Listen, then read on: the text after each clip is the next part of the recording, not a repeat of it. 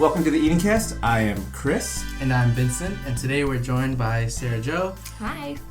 How are you? Welcome. Very good, very good. We're very pleased to have you on, as an honor, more or less, to have someone of this caliber. Thank you. Thank you. So, Sarah, just a quick introduction. Can you give us a little information of who you are, where you're from, what do you do, and kind of what your passions are? Yeah, absolutely. So my name is Sarah Jo. I moved to Chicago about 2 years ago from southern Missouri. And I just came out for a new experience, so fresh start.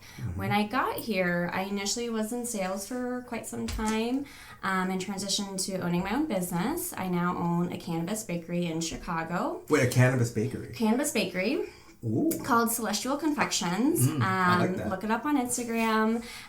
Here to make a name for myself. That being said, the topic of why we're here is mainly about my hobbies. Hobbies include baking, but more or less the arts as a whole. And I started dancing at a really young age. I was always in recitals and taking dance classes. And as an adult, you kind of either become a professional dancer or you kind of just dance at clubs. And those are your two paths for continuing to be a dancer.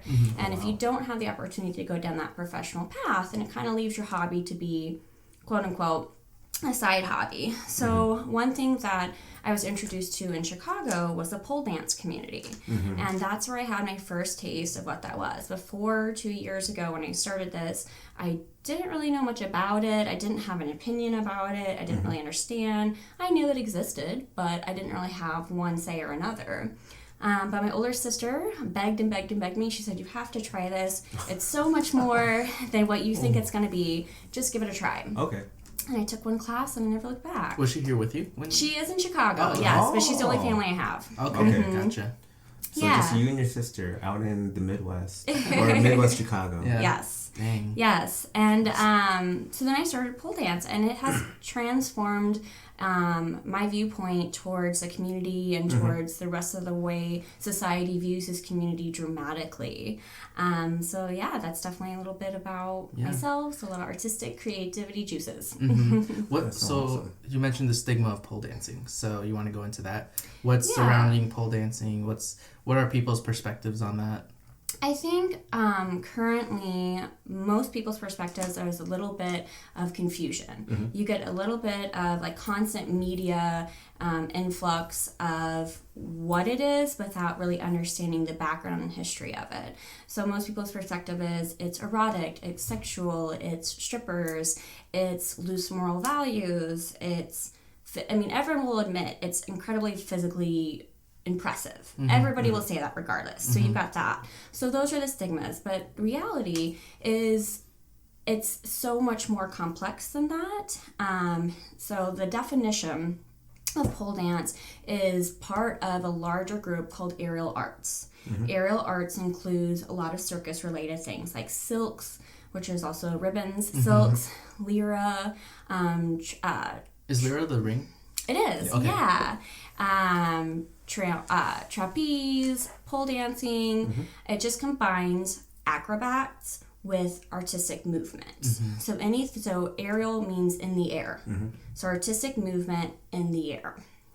So initially, pole dance started in the early 1800s in American circuses. It wasn't necessarily pole dance at that time, but the act of aerial art started there. Right. And within about the 1950s, you have this rock and roll movement that kind of swept across America, where you started to have more of like television and radio and broadcasting more about these different types of art forms. And by the shift of the 1970s into the 1980s, when you have a little bit more of the, hair band rock movement, is when you start to see a little bit more of the sexualizing of this art form. It was never something sexual leading up to this point. It was never viewed or designed or held any kind of sexual standpoint until you transitioned into strip clubs. Now, strip clubs were designed specifically for oppressed women who, didn't have a lot of income. It was for women naturally who have lived a completely different lifestyle and life and manner than men have. And so strip clubs kind of came about to give income, but also just to sexualize women. Yeah. I mean, women have been sexualized and used as sex workers for, honestly, the existence of our beings. For you have that noted in biblical times. I mean, it's just always been a thing. But strip clubs really just kind of housed in on this like elitist group, kind of sexualizing and using women towards their advantage. Yeah. And unfortunately, women often will, kind of go down that path, not because it's easy or not because it's always enjoyable, but because sometimes for some women it is their only option.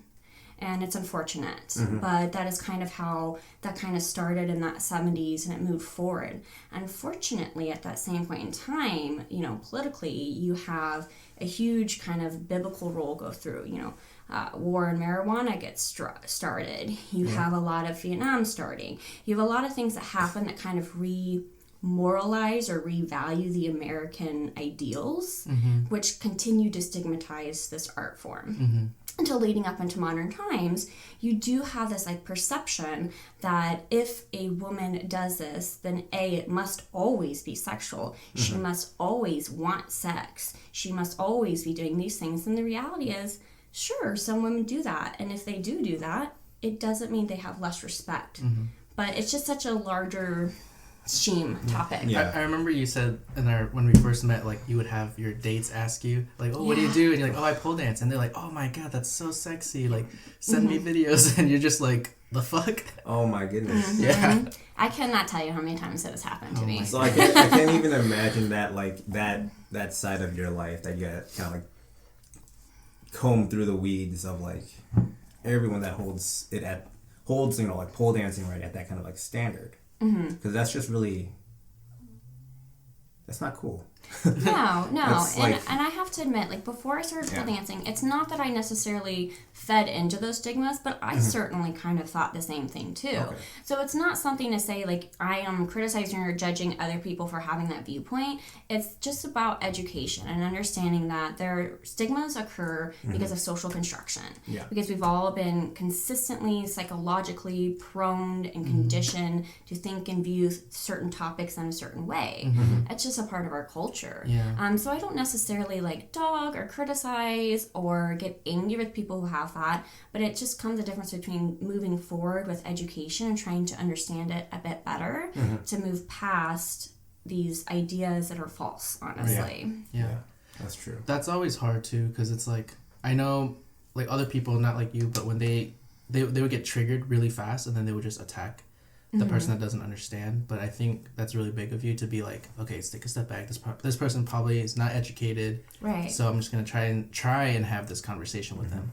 Yes. So, and I can tell you that, and I'm not just going to toot my own horn. There are certainly times where talking about, men I've gone on dates with or whatever, who, you want to be proud of this. Like, I want to be proud. I am proud. I want to talk about it. It's very hard. I've worked really hard to get here.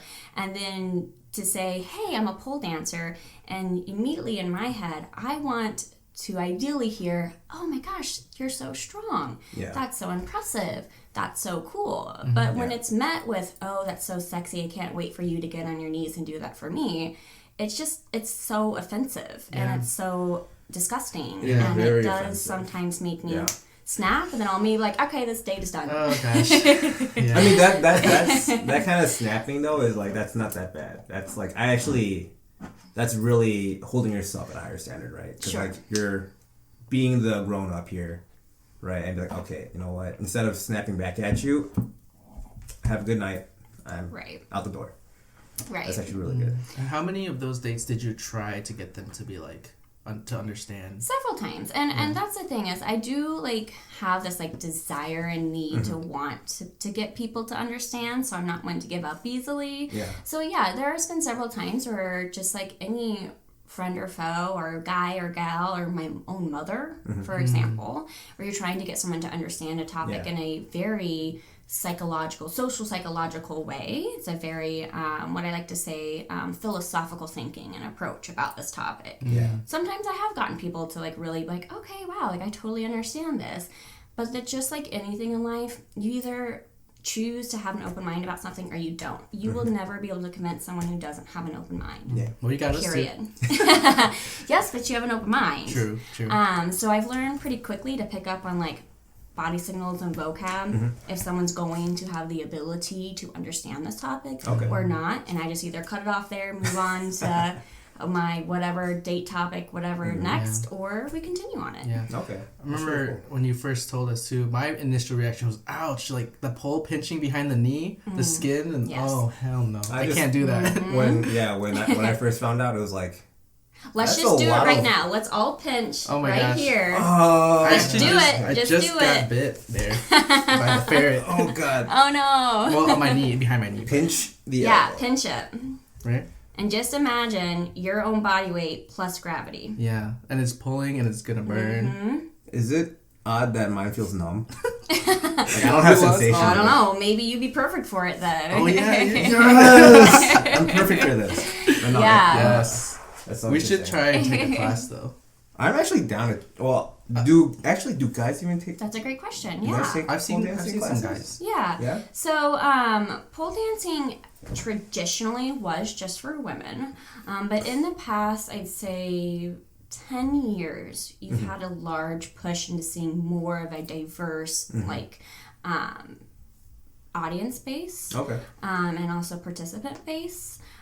Yes, there's also another stigma that only gay men do pole dancing. That is absolutely a stigma. And yes, statistically, there are more gay men who do that, but that is just another stigma. I have met lots of wonderfully super straight men who do it, and they do it for their own beautiful reasons. There's one in particular called, you can look him up on Instagram as well. His name is Albert Poles, and he's incredible. He's a father, and he pole dances with his son, but in a very contemporary, expressive dance. There's absolutely nothing sexual about it, but his physical strength is absolutely astonishing, and that he does it with his son as well. So there's just so many different ways that you can choose to dance. It kind of brings us into like the topic I want to transition into, like, what is pole dance outline? Like, if somebody says, I want to go take a pole class, what do I expect when I walk into the studio?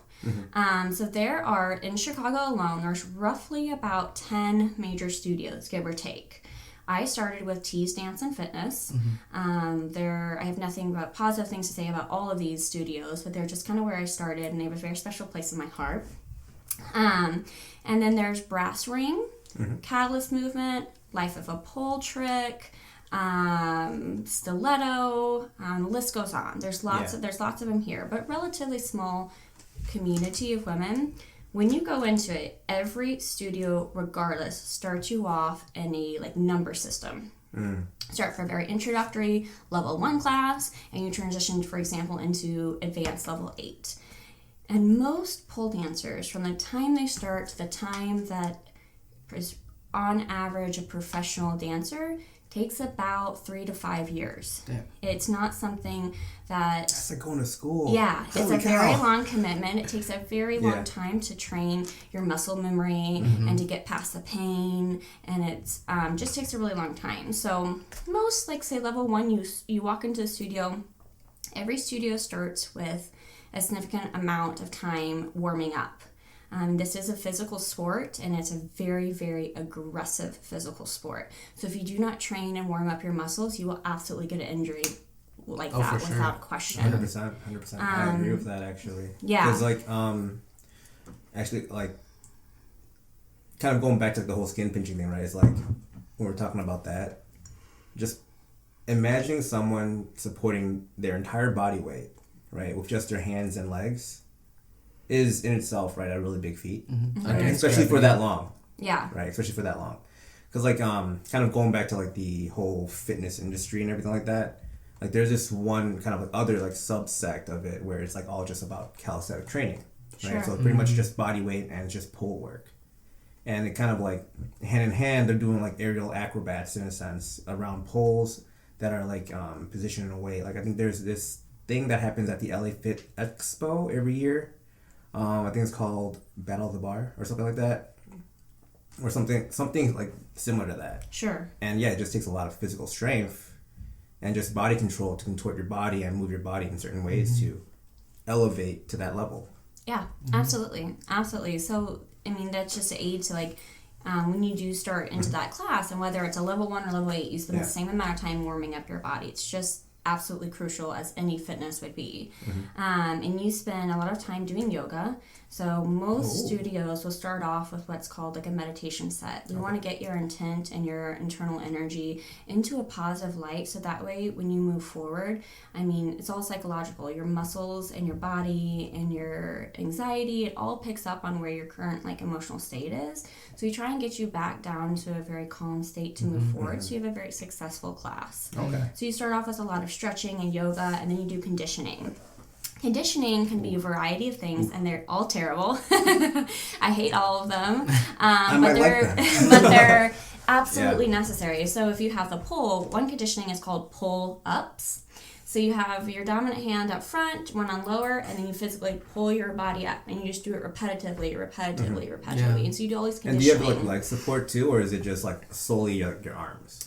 It depends. So a lot of times when people view pull, they think that it's predominantly an upper body sport, but it is a complete full body sport. Now, in this pull-up, yes, it's just upper body. But in many things that will go across, you absolutely need to use your legs. You have to crunch up into it. You have to hold your core in a certain position. You have to, I mean, it uses absolutely all your body. Like I've been trying to practice like the flagpole. It's so hard. Holding yourself sideways, I can't. I can only do it one side and only hold for like half a second. That's it. I can do 0. It's hard. It's really hard.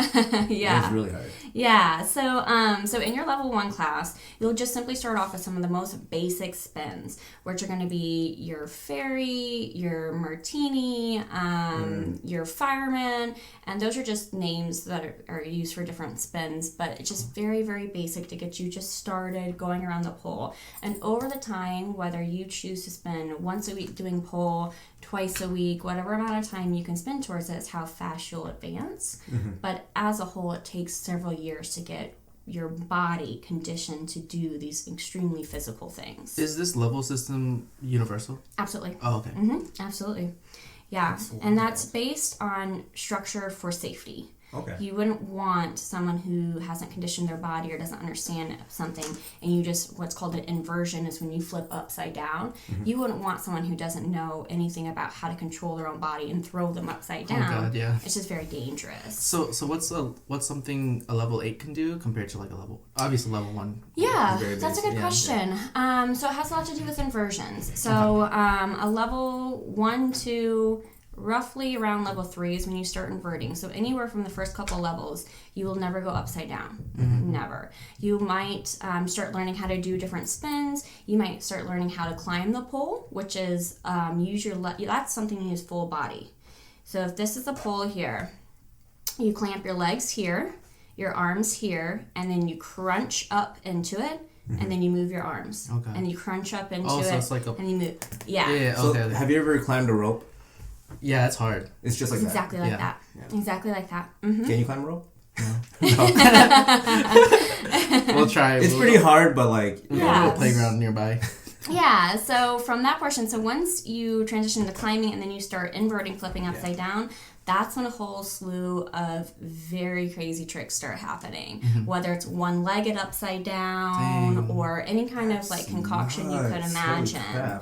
It just takes years and years of skill to get there. Yeah. I just imagine that's myself like upside any down. other sport though, right? It's like it takes years of practice to kind of like just fine tune your motor control, and then from fine tuning your motor control, right, now you're going to like specific movements, right? For like pole dancing specifically, it would probably be just kind of like inversions or like certain type of like aerial acrobatic movements, just to kind of like change your body position. Is this going to be an Olympic sport? Is that a thing? That's a good question. Yeah. So in 2016, we had the first push towards getting it on the ballot for elections to see if it could be in the Olympics.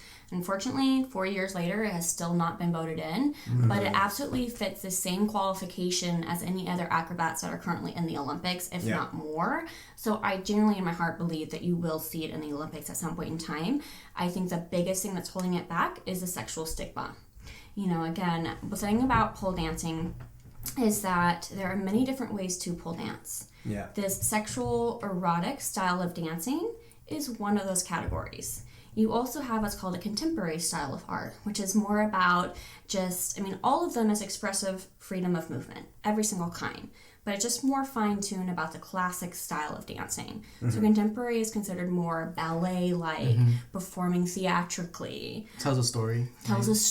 Absolutely. So interesting. Erotic is more about using your own body to create your own sexuality. And the biggest stigma about erotic dancing and strip clubs is that it is no longer necessarily about being erotic for an audience.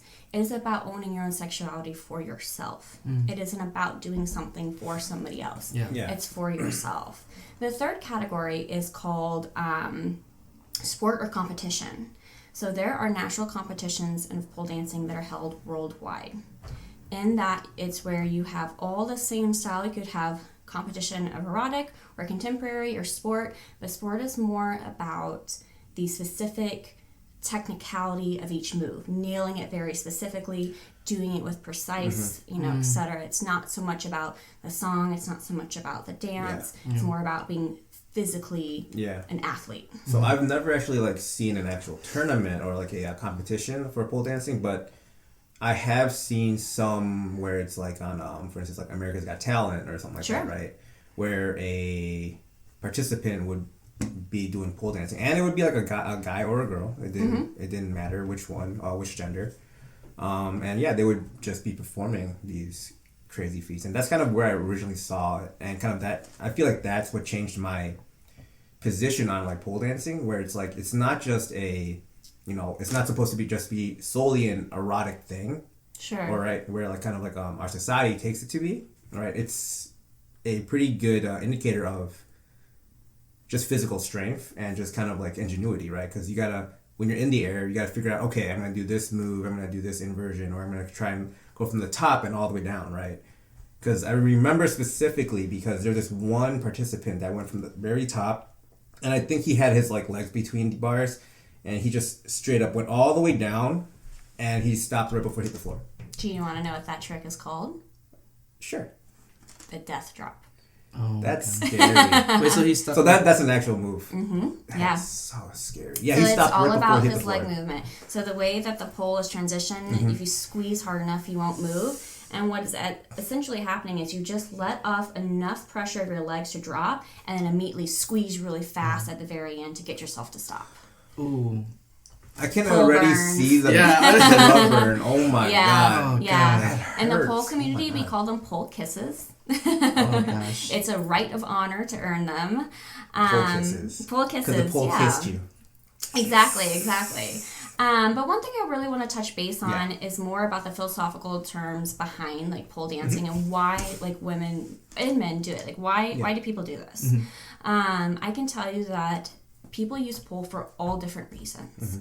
Some will use it strictly just for strength training. Not everybody necessarily wants to dance, but they just enjoy the act of getting physically strong, so that's what they kind of fine tune on. Some people use it for artistic movement. Some use it for therapy. The act of it itself is incredibly therapeutic for women, and I'll tell you why. Historically, as we've kind of talked about, women's sexuality has completely been suppressed. Yeah. We have been told, what to wear, what we can wear, who we can sleep with, at what age we're supposed to sleep with somebody, when we can do this, when we can do that, how are we supposed to talk, how are we supposed to sleep. Everything has been told to us. How we should behave depicts the type of person that we are. So if we don't do or fall out of line with any of the things that society's told us that we should do, we're immediately considered having poor or loose moral values, etc., etc. So having the feminist movement start in 2016, about the same time the Olympics got moved, pole dancing was an excellent resource for women to start to understand that their sexuality does not make them a bad person. Having ownership of your body and choosing what to do with it for yourself, whether it's erotic or not, doesn't devalue the respect that you deserve. Yeah. And that is something that has really been quite challenging for people to understand, because they just immediately have this idea that if I am stripping, which again is a healthy, active income, source for many people, then you immediately have loose values. But the reality is, it shouldn't even be part of the question anymore. And it just is going to take time to eventually recondition society to understand that women have rights. Women have rights to their sexuality. We have rights to our body. And regardless of what we do with it, it doesn't devalue or de-respect who we are. And that has been, I think, the biggest push of the feminist movement. Because even other women will say, hey, you're showing lots of skin. How is that showing respect? Like, how are you respecting yourself and your body if you're just showing your skin? Well, again, it's continuing to push the idea that this doesn't change who I am. It doesn't make me a bad person because I'm choosing to do what I want with it. And as we've already talked, pole dancing doesn't just mean erotic. Right. And erotic dancing is a very healthy way to understand your sexuality, to have a more healthy outlook on it. But again, it's not the only way. So for me, when I started pole dancing, I was a completely different person, honestly. I was much more self-conscious. I hated my body. I was constantly insecure because we've been just so conditioned to feel like there's always something wrong with the way that we look. Right. And women of all body types can do that. Absolutely. Right? You said? Absolutely. That's the most beautiful thing. So when I started, and you're surrounded, and for me, I started with predominantly a studio that mainly has women. But again, there's different studios in Chicago that have a little bit more men in there. So I was surrounded by women who were 19 years old, who were 50 years old, who was African American, who was Latino, who was Asian, who was white, who came from poverty, who came from aristocratic upbringings. I mean, any type of woman you can imagine is there. And it gives you such a healthy exposure to kind of come to this community where we support each other. When you walk in and you're like, I'm too scared to take my shirt off or kind of strip down to shorts because I feel uncomfortable, and then you have a group of women here saying, no girl, you got this, you're strong, we support you, you're not fat, we don't care about your stretch marks, you're not incompetent, any of those things you want to think of. It's such a healthy community of women. This community of pole community across the world does not stand for criticism or negative criticism. It's only positive feedback. We do not stand for hurting people. We do not stand for tearing people down because they did the trick or they didn't do the trick, or they have a plus size body or they have a skinny body. It doesn't matter. We only stand for acceptance and positivity. And that is the number one thing, and has been so healthy. Yeah, that is a very deep community right there. It's it really is. To really show support for people of all kinds, especially now going back to that whole psychological thing, right? It's with mass media and kind of just social engineering, it's like you said, right? Women are seen to be, they have to be this one body type. They have to be that pear shape or that hourglass shape, and it's very unfortunate, right, that you guys have to deal with these stigmas or these kind of I don't know how to describe it, but just these, you gotta assimilate to that. Right? Specific, sure. One, that one mold, right? And then to see everyone that's been struggling with that and dealing with that, right? Entering into a community, right, that is already looked down upon, or that is looked down upon by the mass majority of the, society. And to see such a positive, reinforcing, background, right? Where everyone is positive, they don't body shame, they all just kind of support each other in, a positive way. And just help each other grow up, right? Or just move up past their own struggles and everything like that. Through whether it's family related or mental health related and stuff like that. It's really kind of like a breath of fresh air. Absolutely. Right, especially since you grew up, right, thinking that I gotta be this one person or else society hates me.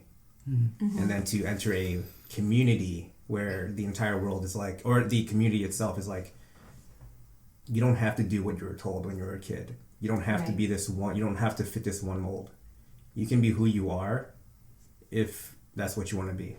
Yeah, it's empowering. It is very empowering. I think empowering is the number one word, especially when, someone who isn't, I do not come from a natural, physically fit background. I wasn't really ever in sports. I wasn't really physically active. Like I was just more like an artsy nerd. That's cool. Yeah, totally, absolutely. Not devaluing that, but like I don't traditionally come from a background that's used to like a bunch of like extreme physical stuff. So not only is it super empowering when you go into a studio and you see someone who is of your same body size, shape, or age, or even older or larger, and you can see that they're doing something so remarkable. It is empowering because that's the best part is when you see plus size pole dancers or any kind of pole dancer and you think anybody can do this. It's like riding a bike. As long as you just train, you can do it. It's not going to happen overnight, but absolutely anybody with any body shape can do it because we're all strong. Right. It's so in your head. And I think the biggest thing about pole, when you are a poler, is your internal self-talk. So again, let's go back to like how much it hurt when you pinch. Let's talk about how much it hurts mine didn't really when you pinch. But I know you're an alien, I guess. I don't know. I'm an alien, guys. But I can imagine. I know it hurts a lot, especially. It hurts. I mean, like to the side, it hurts more. But like right in the middle of it, it's like I'm numb. Yeah, there are times desensitized. where What are you using? I don't know what I'm using. It just just got lucky. I got really lucky with desensitized Oh god. elbows.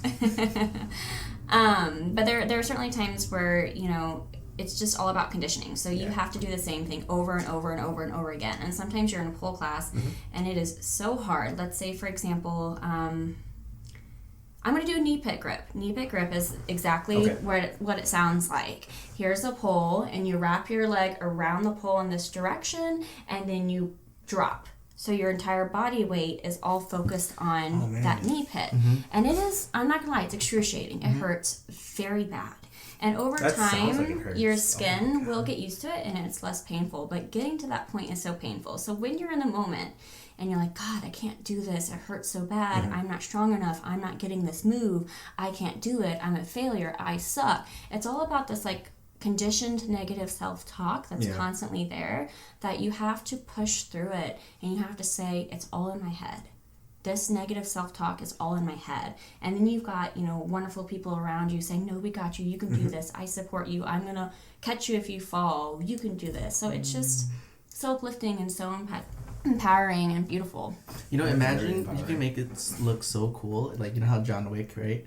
So have like a woman version of John Wick, and like she's being chased by this whatever, and then she like leaps onto the pole, and she has like weapons, and she's just like manipulating the pole, and she's just like spitting and shooting everybody. I mean, that sounds badass. pretty badass. That sounds really badass. I should be a movie director. I would definitely. I don't think that's a director.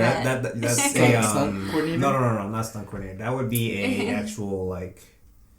I think you'd be like one of these script writers, not like the director, because the director just hands out. Script writer. Oh yeah, I think The director. So you just write the story. Yeah, that's makes cool. it happen. Yeah.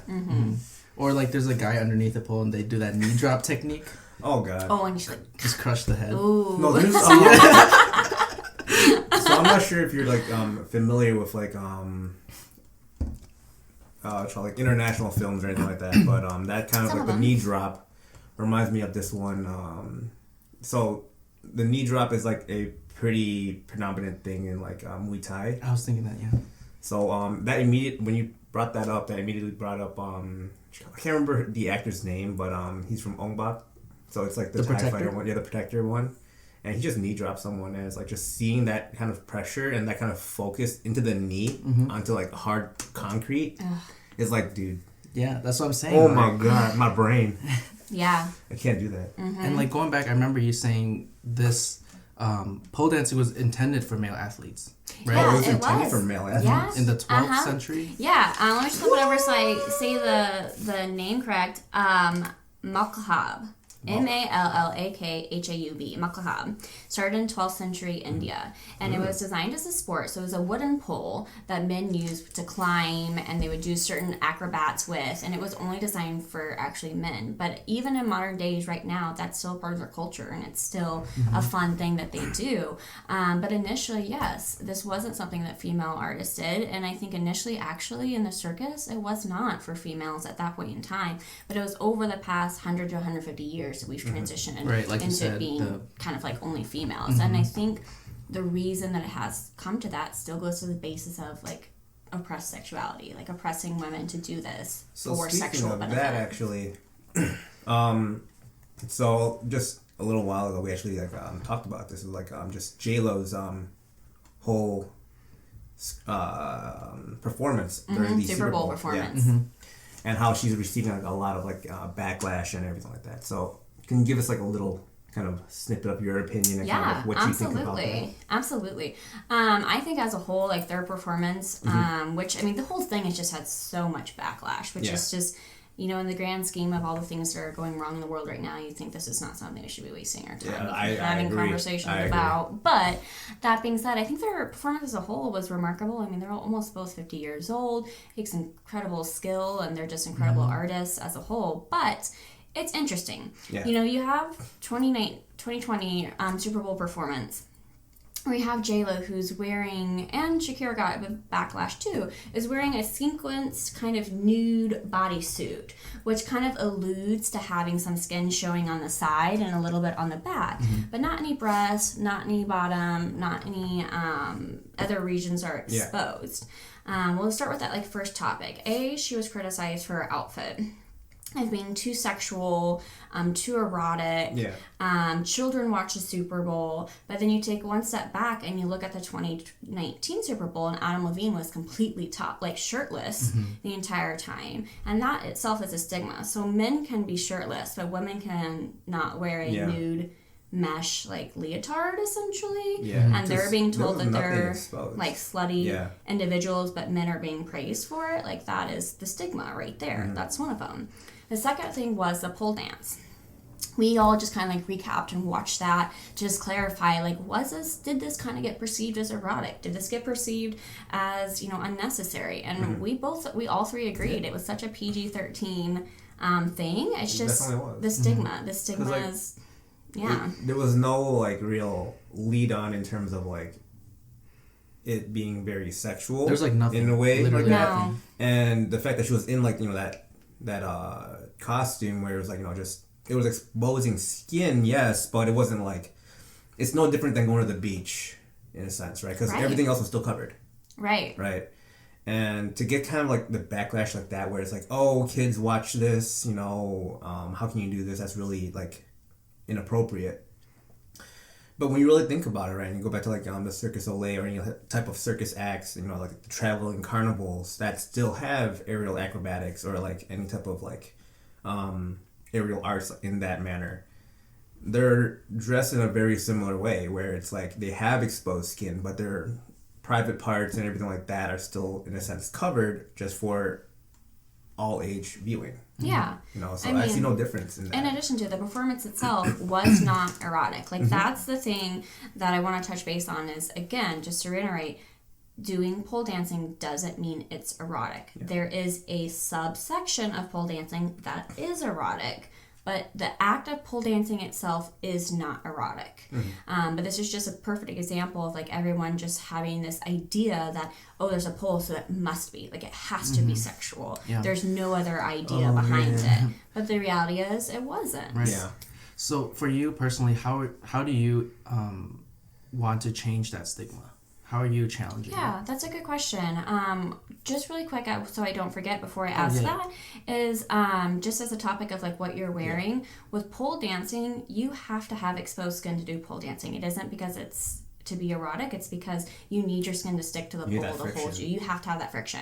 So unfortunately, you can't go into it fully clothed, regardless of how you want to dress or not, because you can't stick to the pole. So you have to have your skin physically holding you, sticking to you. So that's why a lot of times you have to wear shorts, or you have to wear whatever amount of clothing you want, but you do have to have your skin exposed to the pole so you can stick to it. Can they create gear for that?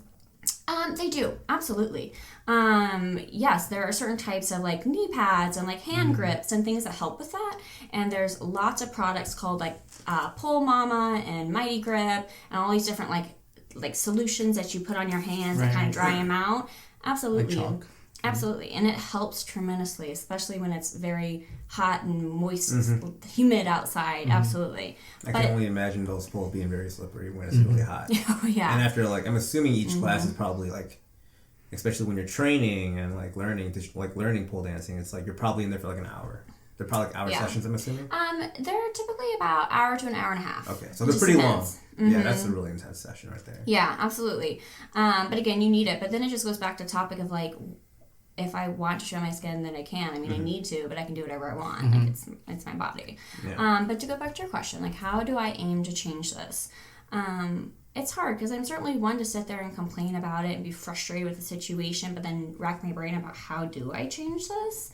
I think just like having an open dialogue, like never being afraid to talk to somebody about this is like the number one thing. I have talked to more people of more diverse backgrounds than I ever thought of, just because I'm not afraid to have these conversations.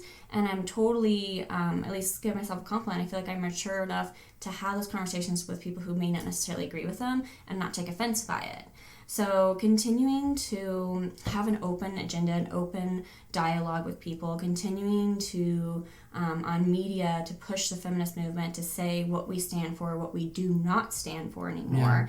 It's just all about education. So any way that you can continue to educate, for me, is the best way to kind of see more of a progressive change. That's awesome. And then in those conversations that you've had, what was like the biggest and most common disagreement that you've had?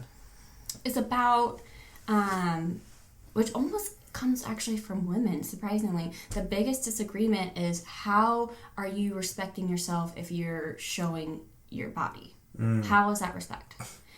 Because for years and years and years and years, we've all been told, like, respect means covering yourself up. Respect means don't do this, don't do that. Oh Lord, she showed an ankle. Right. Oh my goodness. Yes.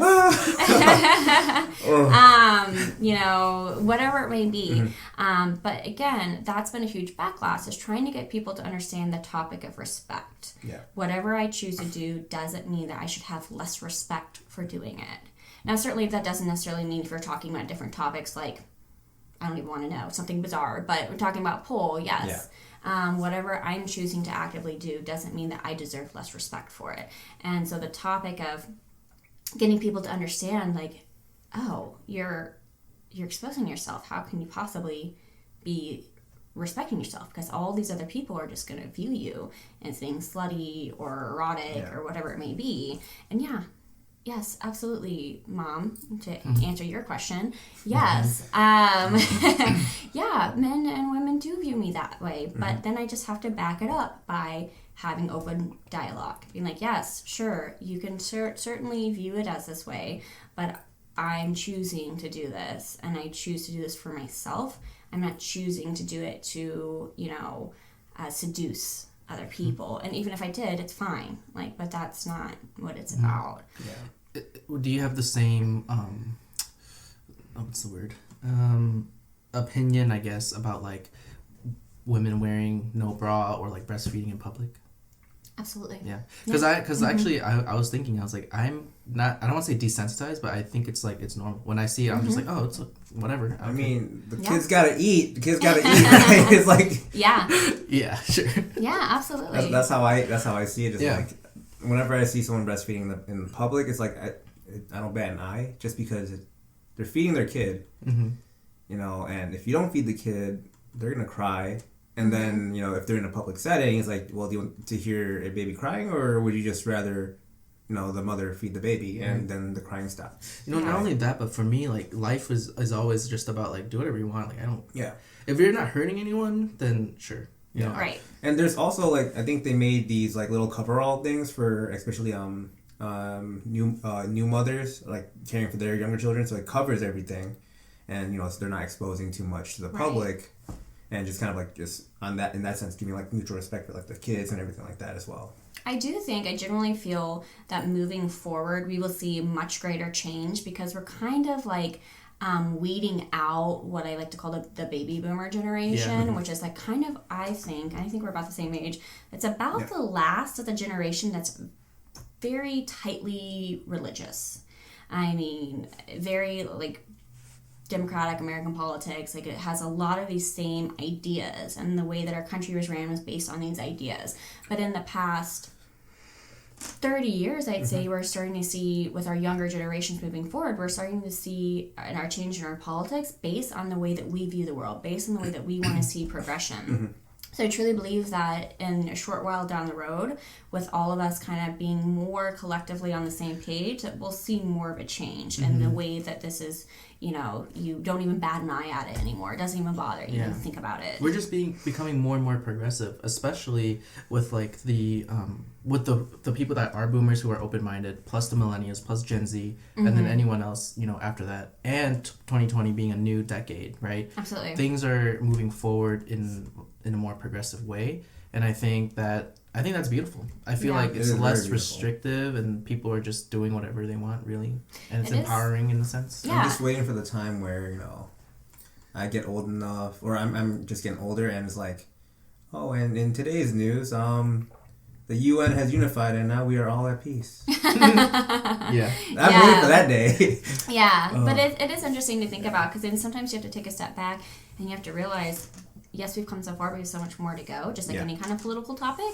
I mean, this is a political movement, whether some want to acknowledge that or not. The whole movement is a feminist political movement, and we are coming up on exactly 100 years of women's suffrage, 100 years of women being able to vote. Only 100 years in this grand scheme of like history. Yeah, that's like this much in a whole larger in the picture. Entire like modern, like not even modern, but like just civilization in a nutshell. Right. It's it's like a splinter. It's like a sliver into like the entire history. And it's like a little pin poke of it. Like, we'll put a little pin right here on the timeline, and that is all you get. Wait, so that brings a question that I had in mind. So I was looking up a lot of like social media saying Trump, whatever Trump's doing is rolling it back. What does that mean? Do you know anything about that? About like feminine? Like the women's topics? rights, like whatever he's trying to do is rolling it back. I have no idea. Yeah. What is going on? So I don't know like all the nitty gritty of it, but essentially, and this is strictly based on my opinion. I don't want to state that this is the opinion of women as a whole in this country, but in my opinion, Trump kind of has a certain type of dynamic and attitude that provokes a type of person that is based off that like almost baby boomer generation. This like idea, the way that you view the world, the way that you are thinking about things, he speaks to that particular type of people and those types of values. And so he also has such an aggressive personality that he provokes negative talk versus promoting positive talk. So he's very, very good at provoking an aggressive response, which psychologically just doesn't give people the opportunity to come to a level-headed, level playing field. He's good at poking buttons. Absolutely. So to speak of women, like he, in the past couple of years, thankfully hasn't quite moved forward with it, but there absolutely was a fear for my just daily life. He provoked the idea that birth control shouldn't be free anymore. Planned Parenthood, all but just a handful, have been shut down now. There are lots of other resources that women truly, genuinely need, whether they have the opportunity for them, whether they have health insurance, whether they're in poverty, whatever it may be. These are basic necessity biological rights that we should have. And it's unfortunate that for whatever reason, biologically, as a woman, I'm given all these things that men don't have. Nobody can explain why women have this and why men don't.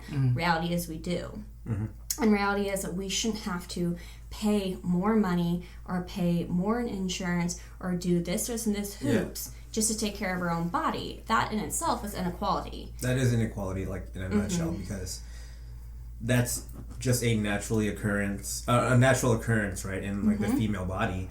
Yeah. That, you know, it's I can't turn it off. Yeah. Right? I wish I could. Yeah, trust us, we all wish we could. And to really just stab you guys in the back like that, right? And there was sorry, I didn't mean to. Oh no, this is cool, but like it's like just really stabbing you guys in the back to now force women to now pay for these things. That's like a basic necessity. Is just, in my eyes, just abnormal. We're just taking resources away from us. Like closing down Planned Parenthoods is detrimental in more ways than just the abortion topic. Planned Parenthood gives women the resources for education for their own body. I mean, for years and years and years, just like education behind pole dancing, it just didn't exist. People didn't talk about it. You didn't learn about it. You didn't read about it in books. You didn't learn about it in school. Yeah, sure, sex ed kind of exists for us, but not that well. And so the idea to have these resources to help us take care of our own bodies literally being ripped away based on the fact that a huge Bible Belt section of America is angry at abortion, it really, really strips the rights away from everything else that women need. Yeah. And Trump was on board with that. He absolutely was threatening to take away so many of our rights, which again just provokes these like old school ideas of how society should act and be and do and think. It's just not progressive. It's okay. Times are changing. Yeah, absolutely. I know it. Absolutely. We believe that. Yeah. Okay, so we're actually going to wrap up. Sure. What bit of advice would you like to leave our listeners? It could be about pole dancing. It could be about life. Yeah, absolutely. That's a great question. I hadn't thought about it, so hopefully I say something remarkable. Quote. I would say, moving forward, I think giving yourself the opportunity to listen, giving yourself the opportunity to hear an idea that's different than yours, whether it's political, whatever it may be. Give yourself the opportunity to listen instead of immediately closing your ears, because you will be amazed at all the beautiful and amazing things that you change and you are proud of and you get exposed to just by giving yourself the opportunity to listen without forming an opinion about it. Let the light of another topic shine on you before you completely just burn the candle out. So yeah, again, whether it's pole or anything that you want it to be, you just pause and just listen and just try to listen would be my topic. I love it. I love it. That is very deep and philosophical. You did a good job. Thank you. I'm gonna quote you now when I write it. Yeah. Just try. Yeah. Just stop and try to listen. Just try, please. Okay, anything you would like to promote? I do have one thing to promote, which I'll find a way to kind of get this back out to the media. At the middle of the summer to the end of the summer, I am promoting my cannabis bakery, and I'm doing a legal coming out show to the public. And it will be a huge event that houses about 30 other local Chicago vendors that will sell a variety of different cannabis products, whether they're for your body, whether they're pain relieving, whether they're whatever it may be. But in addition to, because it is my show and it's my brand, I'm also going to be collabing with the pole community. So I'm going to be doing a cannabis pole dance show performance at the same time that the vendors are selling. So it's going to be a really fun event to kind of collab two communities who are both significantly suppressed at the moment and have significant stigmas, and find a way to kind of get them more exposed to the public for a better understanding. Yeah. And I can't wait. I'm really looking forward to that plant with the stem as a pole. You're trying to get that bud on the stem of the... Yeah. Absolutely. And that is Celestial Confections Chicago. And where can we find you again? So right now on Instagram, Celestial Confections of Chicago, and then my personal page, if anyone wants to reach out to me about pole dancing questions, is Suddenly Fabulous. So either way, I'm totally happy. Anybody who wants to reach out to me, I'm always an open book. Awesome. And to our listeners and our viewers, in this episode today, unfortunately, we didn't get food again, but we had coffee. I forgot to talk about this earlier. Coffee and hot teas. Yeah, coffee and hot tea. That's all we need. That's all we need right now. All right. So, and again, Sarah, we just want to thank you for coming on and kind of sharing and opening up our eyes, and hopefully maybe inspiring some of our listeners and viewers, to really take that leap and kind of listen and try and listen. Try to listen. And I just want to thank you for giving me the opportunity to do this. Having the opportunity to just simply have a conversation, it can change so much. That's what we're about. We want to bridge communities, and we want to help open up a dialogue, right, and come to a mutual understanding. Absolutely. Well, I thank you guys just as much. Awesome. Thank you. And then to our listeners, thank you guys for listening. Thank you guys for tuning in. Don't forget to check us out on Instagram, YouTube, Apple Podcasts, and Facebook. Remember, it's TheEatingCast, all things EatingCast. And don't forget to leave that review and rating. Thank you. Goes a long way. Love the support. Thank you guys. Bye, guys. Take care. Bye.